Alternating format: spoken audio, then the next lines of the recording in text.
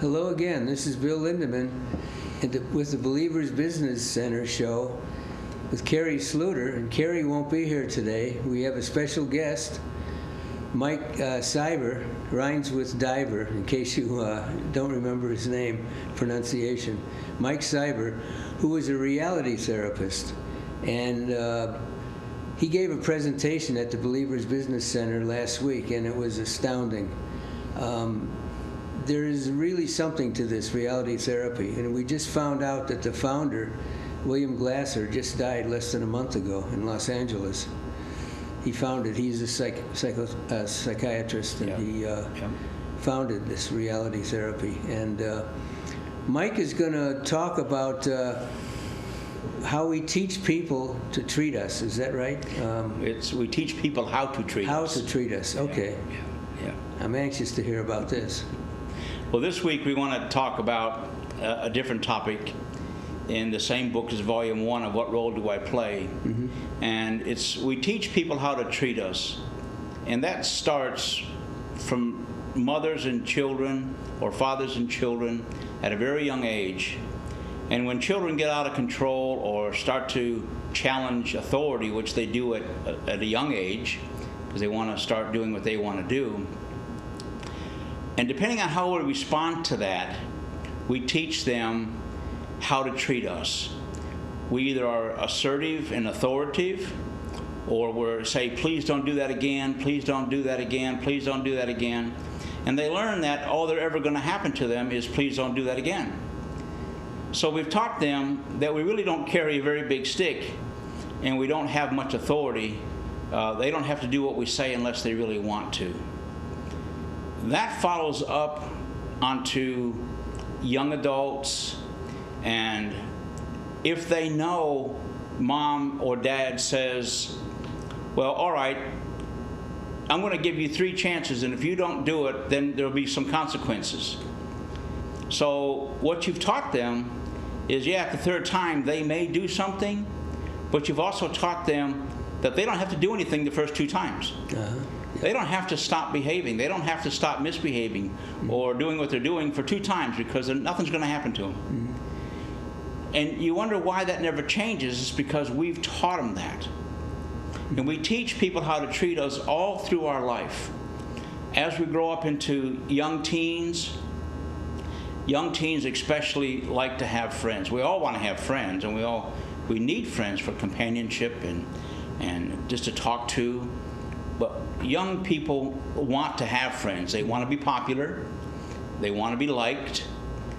And how far will they go, and what will they allow their friends to do to them to stay their friend? Mm-hmm. Will my friend, guys do that a lot, punch each other on the shoulder, punch each other on the arms. Oh, that hurts. But how much do you want him to be your friend to allow him to hit you and not do anything about it? You've taught him that it's okay to hit me because I want to be your friend so bad that I'll let you do it. Girls are the same.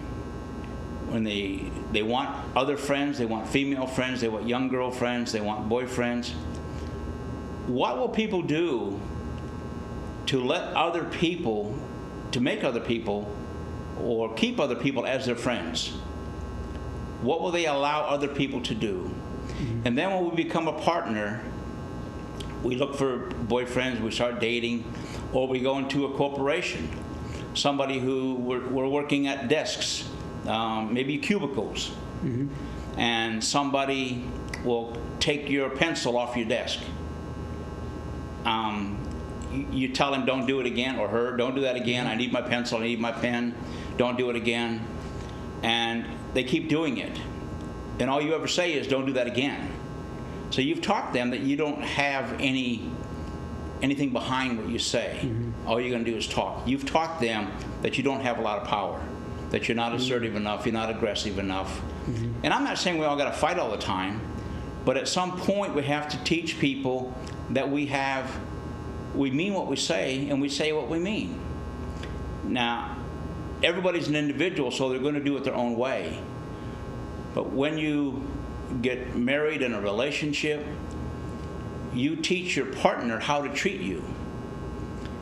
If your wife tells you when you finish having a cup of coffee, put it in the sink and wash it and put it away, and you don't do it, and she does nothing, she's taught you that it doesn't matter what she says, you're going to do what you're going to do anyway.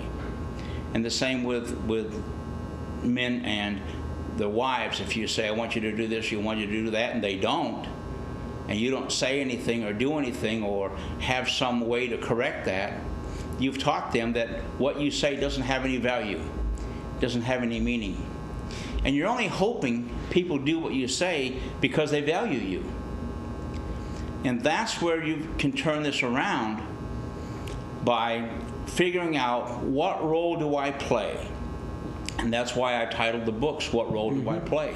Because everything we do in our life, if I've taught somebody that what I say doesn't have any value and they don't have to do what I say or do what I ask or stop doing what I don't want them to do, and they don't, well, what role do I play in that? What role do I play in them not respecting what I say and respecting what I do? And it's goes through our entire life. People we shop with, people we work with,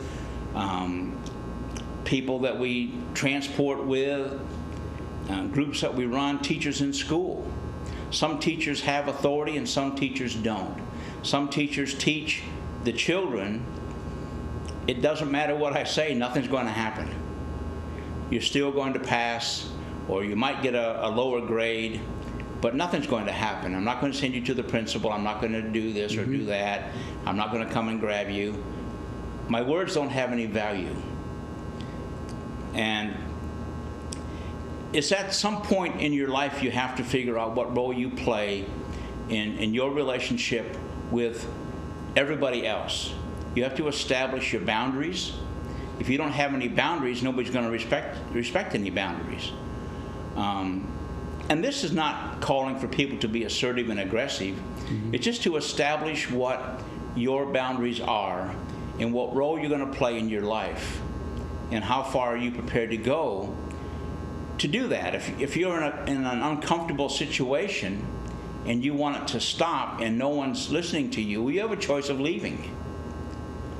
And what role are you going to play to remove yourself from that environment? Eventually the people will learn, if we want that person to stay here, we can't use that behavior because they will leave. I use an example when I'm counseling with some of my clients who get pretty vulgar in their expressions about what they do in life and what they think of people and all this kind of stuff. And I ask them to stop cussing and stop swearing. And I need to have that because I don't like it in the first place. And they say, well, I don't have to do that. I can cuss up and swear if I want to. And I say, well, okay, well then let's move this group from my office to the church. We're going to go move into a church and we're going to have our group in a church. Why? Yeah. I said, well, what will you not do in a church? Well, I won't cuss. Why won't you cuss in the church? Because I've been taught not to. And I respect the church. So it's a way of pointing out to them that there are boundaries, and they have boundaries, and they do respect boundaries even though they say they don't. So I've only ever one time actually moved it to the church. I never have, but I've talked about it a lot. Yeah. But most people get the message that you are what you allow people to be. And you are treated the way you allow people to treat you. And if you don't, as young parents, teach your children to respect you and do what you say. It doesn't mean you have to be mean about it, but somehow you have to figure out, because we're all individuals, what it's going to take for that child to respect your authority. I use a saying when I'm working with parents and young children about being fair, firm, and consistent. Always be fair, always be firm, and be consistent about it. Don't change your mind halfway through, or if you tell them they can't watch TV today, or you can't watch TV for the next 2 hours, and then an hour and a half later you let them watch it, you're not being consistent. And you're not being firm, and they start to lose that little bit of respect, and at that point you start to lose control. Now that's a little bit of an exaggeration, but that's what happens. When a young child or a young person is late coming home from school, they're supposed to be home at a certain time every night, and there's no reason they shouldn't be home, and they're late. What do? Most parents today do very little. If there's no TV for the rest of the evening, then there's no TV for the rest of the evening. And being an authority figure and being a parent is a hard job. It's not just a walk in the park. And you're not going to be liked sometimes by your children, because you're being fair, you're being firm, and you're being consistent. And if you do that enough, when they then do something inappropriate, you can ask them, what is your consequence for that? And they're already going to know what's going to happen. Well, I got to go to my room, I can't watch TV, I can't do this, I can't do that, because you always do the same thing. And if nothing else, you are fair, firm, and consistent. And it's a good practice to get into as parents. It stops you from at a point where you were a little lazy or a little slack in your authority of your young children, having to all of a sudden lower the boom when they're 8 or 9 years old, and you have a month or 2 months of total chaos because they've got 4 or 5 years of behaviors that you've taught them, and now you want them to change those behaviors overnight? It doesn't happen. You have a fight, you have arguments, and sometimes are pretty serious arguments. And sometimes kids, when they learn to get their way, it's like I had a young girl I was working with her mom and her dad, and they had let her get her way for so long that she would just cry, and they would give her what she wanted. And if they didn't, she would cry louder. Then they would give it to her. And she learned all she had to do was cry louder and she would get it. Well, she got to the point where she was throwing tantrums and throwing things through windows to get her way. She was totally out of control. And we had to do some drastic intervention, and it worked. It didn't take too long.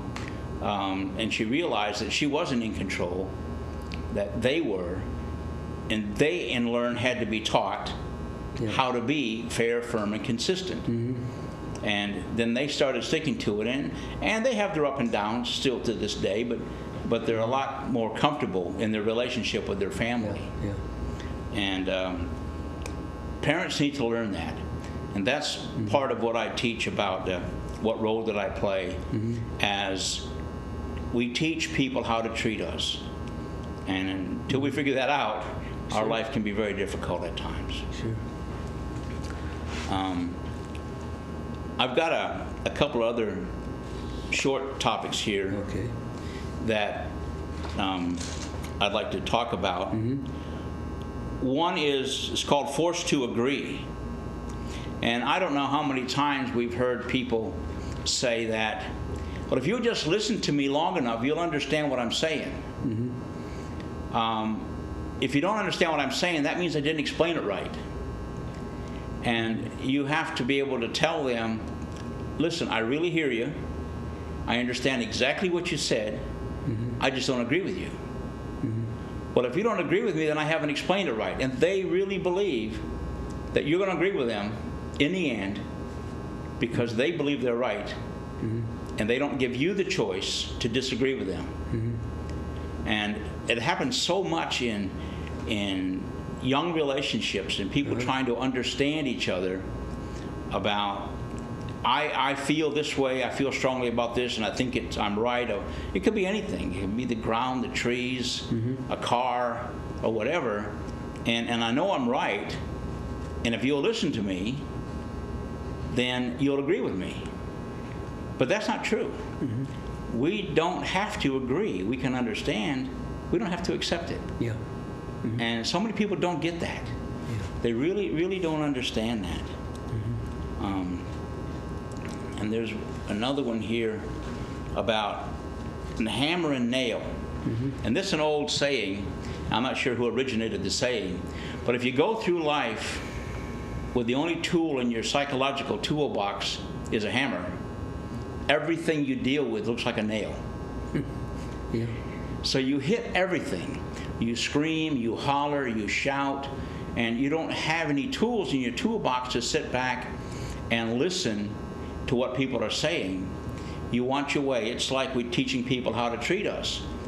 They are teaching people, if I don't get my way, then you're going to have the wrath of my mouth and whatever else I want to do, because I want to get my way, and I want to get my way so bad that I'll use my voice as a hammer, or I'll even get physical. And there's a lot of people don't think about that hammer and nail thing with life. There's so much to relate to what we do. Arguing without listening and rational thinking. Everything doesn't have to be a nail. We can talk and work things out and rationalize what we're doing. And that's why with these groups that I'm running in at Believers Business Center, and you were involved in the last one. Yes. We do a lot of demonstrations that show that things aren't what they seem. That's right. Yeah. Things really aren't what they seem at all. And if you don't look around, if you don't practice, if you don't take time to think, you can get yourself into quite a mess. And it's like driving down the road in road rage. And a lot of times the only tool in that person's toolbox is a hammer. They drive down the road and they make you mad. Yeah. They make you angry. And you're getting mad and angry over something and someone that you have absolutely no control over. And I used to do the same thing. I mean, in my drinking days and my drugging days, before I recovered, I could get mad at the drop of a hat about something I had nothing to do with. And today, I like to say I think a lot before, when somebody cuts me off down the road, going down the road, I get annoyed if I have my family in the car because they've jeopardized the safety of my family. Yes. But my rational thinking now says I get his driver's license, I get his license plate, and I call the police, and I tell them that there's a reckless driver on the road. He's just cut me and my family off, and here's his license plate number. And that stops all the hammer and nail syndrome. Sure. Because sometimes you want to get over and push them off the road, and that usually doesn't work out. It could be deadly. Could be very, very deadly. Yeah. There is so much going on with today, the training with the youth, and trying to get them to understand what role they play in their life and their situation. Because in dealing with the young people I deal with today, there's so much, well, she said that, she said this, they did that, they did this, so I did all this. And my question always is, what made you do what you did?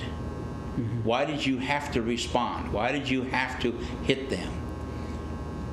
Well, they made me do it. I said, no, nobody makes you do anything unless you're in really a self-defensive mode and you feel your life is in danger. Yeah.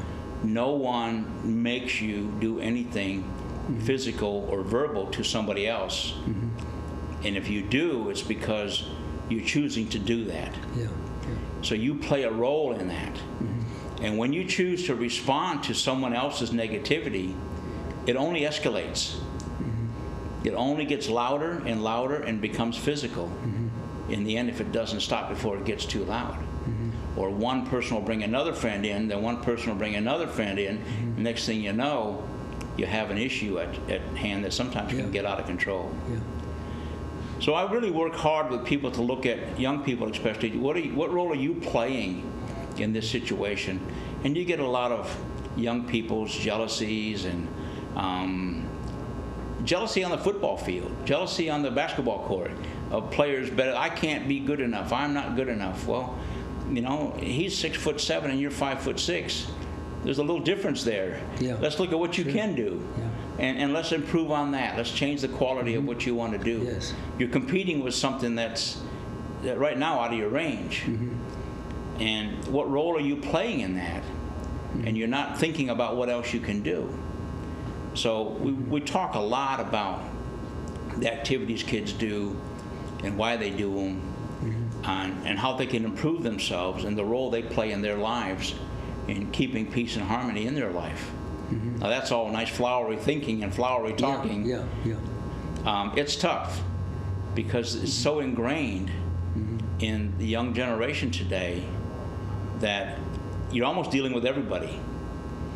And that's why these games and activities that I do that teach team building and communication skills and problem solving are so exciting, because the kids actually, and the adults, because I do corporations as well, the kids actually get involved and have fun trying to solve a problem that's actually challenging. It's not just a simple little puzzle that kids can do. This is, as you was involved with, you know, it's, and I was lucky that day.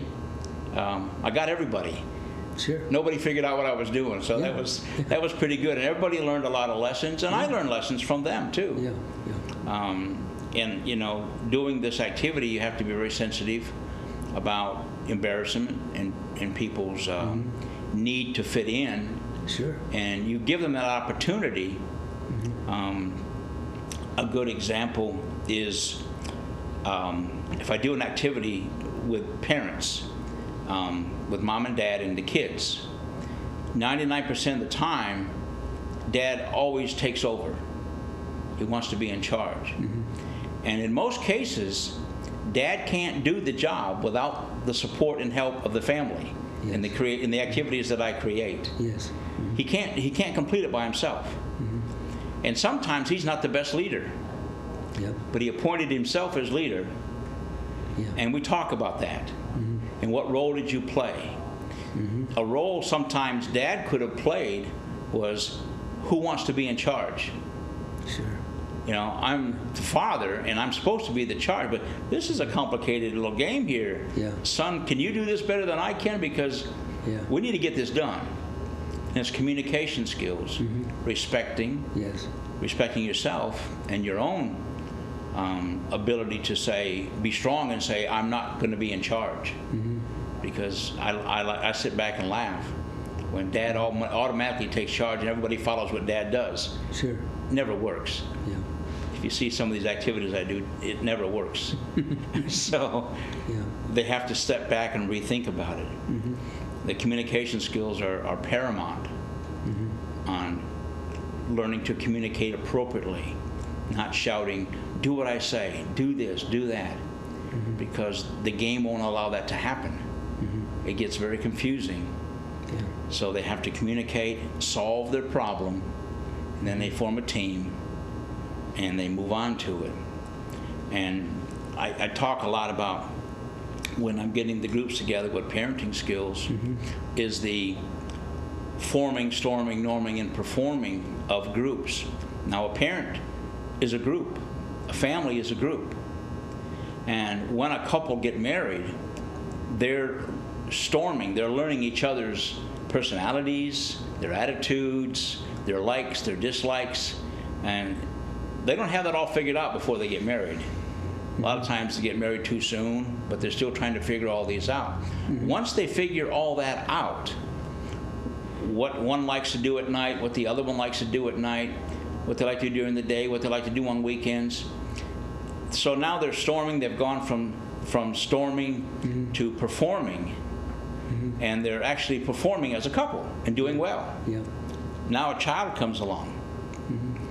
Everything goes out the window.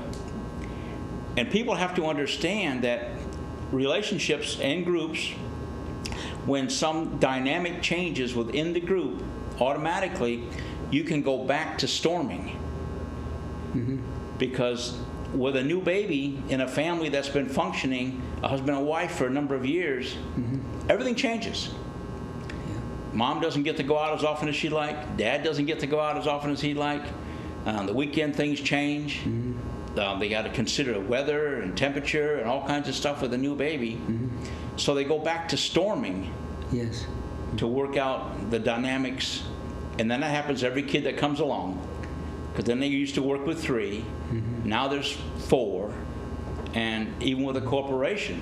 Yeah. If you have a corporation that's been together for a number of years, and the group's been working together in an office for a number of years, and smooth, everything's working smooth. One of them gets sick or has to leave or whatever, and they bring in a new person. All of a sudden, there's little talkings and backstabbings and things going on, and they wonder what happened.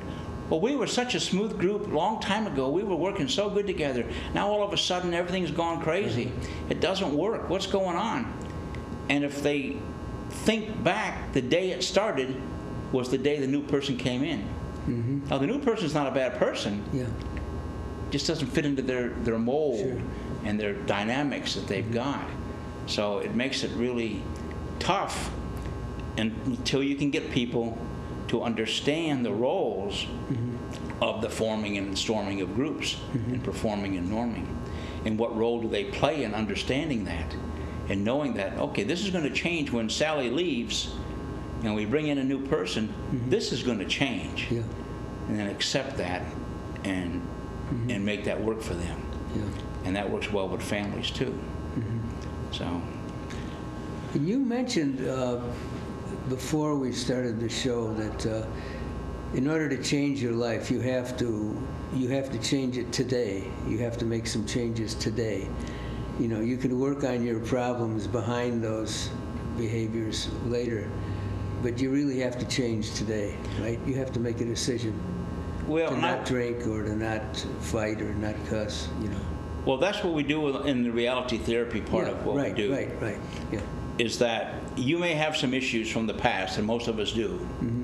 But today you must learn to get along today, not get arrested again, or get arrested, period. Right. Stop getting into fights, live within the community you're in appropriately and legally, and learn to survive and get along today. Then when that's smoothed out, it may take a month, it may take a year, but learn to get along. Then we address your issues, or we address the issues slowly during that period of time. But when that happens, we then can answer the questions you had about your past, what's causing you to behave the way you are today. At the same time, you're learning a new behavior on not getting arrested, not getting in trouble, not getting drunk all the time, and surviving today. And that's a priority. Once that starts, your new behavior starts, you then can have a little more peaceful life. Well, that's what impressed me so much, is when you said, unless you can do that today, you're never going to change. No. Unless you can handle today, you're never going to change. So we're looking forward to hearing from you again, and because you've got a lot to say, and it's exciting and it's interesting. And we haven't heard the last of you. I can't wait to hear you talk about more about what role did I play in reality therapy. I'm really looking forward to this. So.